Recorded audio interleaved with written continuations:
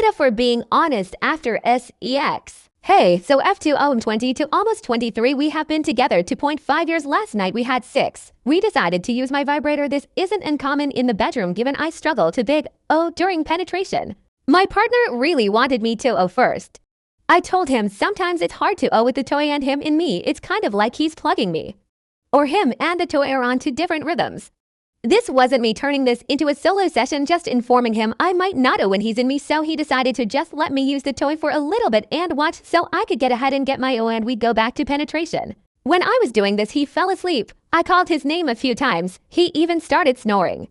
I finished up and soon as I turned the toy off, he woke up behaving as if he was never asleep and tried to get right back to sex. I told him that he fell asleep and that I wasn't upset and we could go to bed.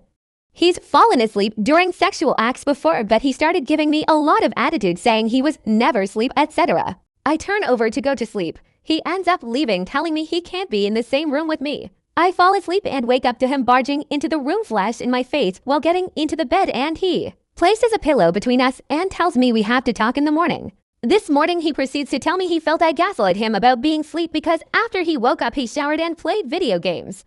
And that I was being selfish when I had my time with the toy.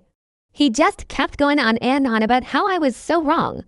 After he gets done talking, I give him my perspective. I felt like I was being understood last night and today. I told him I can recognize he might not have felt like he fell asleep because it was only 10 minutes and it's not like it was REM sleep. It's happened to me before, falling asleep and not realizing. After I told him how I felt that his attitude last night was interesting because why do I have to lie about you falling asleep? And how it felt malicious to have the flash in my face getting in the bed. He told me that me saying his actions of him being malicious was unfair to him, but like I told him, it was how I felt.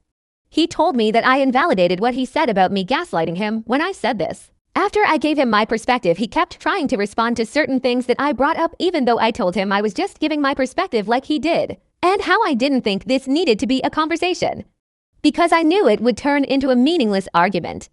I told him I wanted to go home and he agreed that he didn't want me in his apartment, but then he proceeded to rush me out of his space and now I'm getting an Uber home.